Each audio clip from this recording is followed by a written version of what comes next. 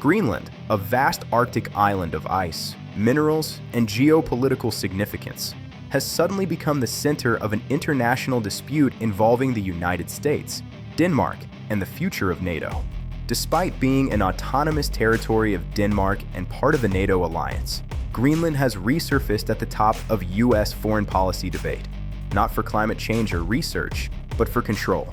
President Donald Trump, reinvigorating a controversial idea first floated during his earlier presidency, has made clear his desire to acquire Greenland. Why Greenland?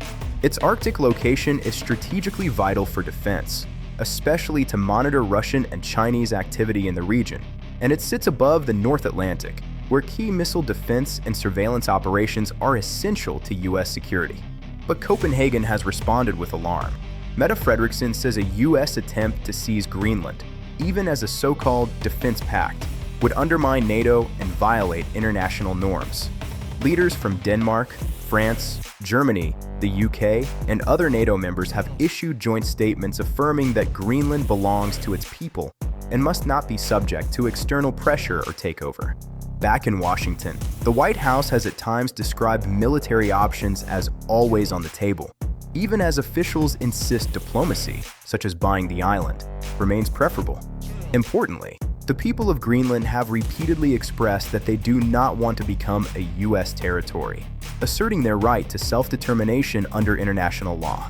This dispute reverberates through NATO, raising questions about alliance unity, collective defense obligations, and the limits of power among allied nations. As debates continue in capitals around the world, one thing is clear: Greenland may be ice-covered, but the geopolitics surrounding it are heating up. For continuing coverage of Greenland and global geopolitical shifts, subscribe and follow GSS_GSD.